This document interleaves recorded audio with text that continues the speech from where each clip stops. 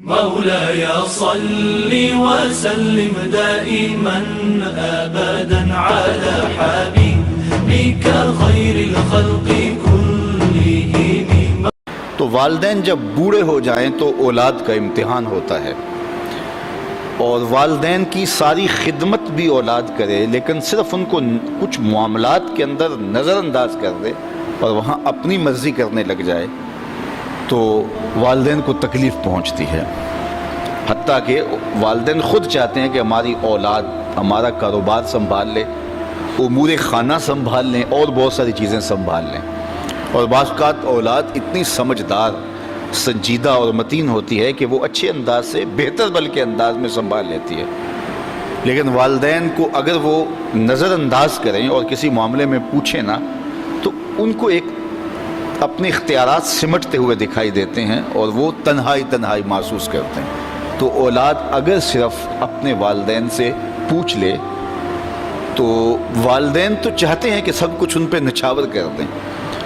ایک والدین ہی تو ایسے ہیں کہ جو اپنی اولاد کو اپنے سے آگے دیکھنا چاہتے ہیں، لیکن اولاد اگر نظر انداز کرنے لگے تو یہ رویہ والدین کے لیے اذیت کا، تکلیف کا سبب ہوتا ہے.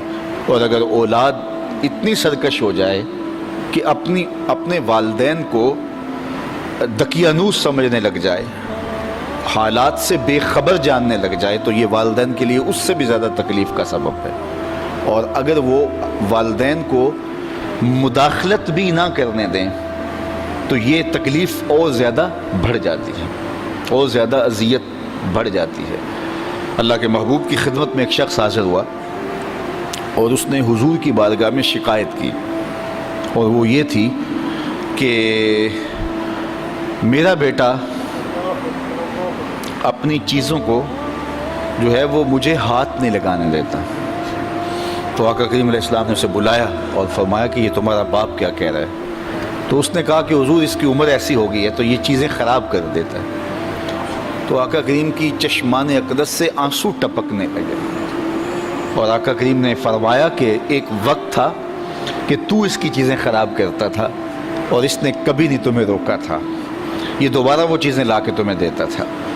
تو حضور نے اس وقت ایک تاریخ ساز جملہ ارشاد فرمایا، انتا و مالو کا لے ابی کا، فرمایا تو بھی، تیرا مال بھی تیرے باپ کا ہے، وہ تیرے مال میں، تیرے معاملات میں جس طرح چاہے تصرف کر سکتا ہے، اللہ نے اس کو اختیار دیا.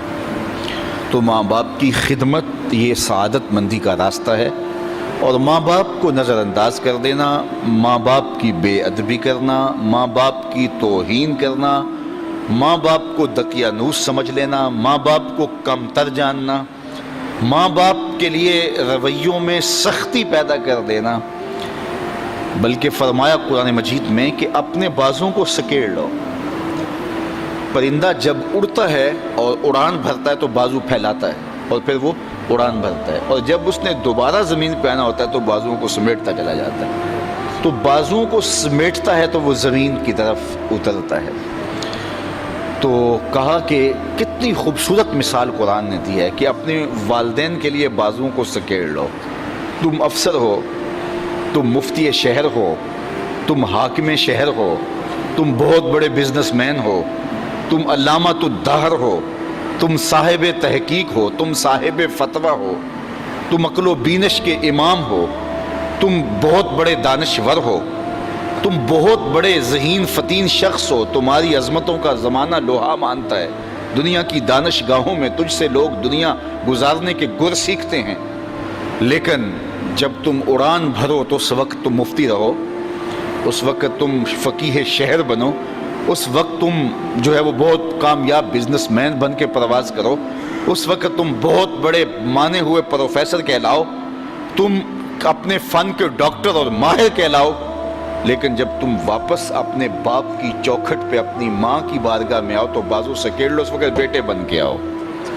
اس وقت تمہارے ساتھ جو مفتی کا ٹائٹل ہے، عالم کا ٹائٹل ہے، پروفیسر کا ٹائٹل ہے، ڈاکٹر کا ٹائٹل ہے، کامیاب بزنس مین کا ٹائٹل ہے، وزیر اور مشیر کا ٹائٹل ہے، وہ اتر جائیں بازو سکیڑ کے تم ایک بیٹے بن کے ماں کی آگوش، ماں کی خدمت میں اور اس کے حضور اور باپ کے حضور بیٹھو.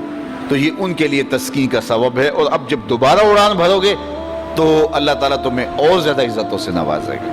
تو فرمایا کہ اپنے بازوں کو سکیڑ لو۔ اللہ اکبر، کتنی خوبصورت بات ارشاد فرمائی، اور فرمایا کہ ان کے سامنے ادب کا لحاظ رکھو، تلقین ادب کی، اف تک نہ کہو۔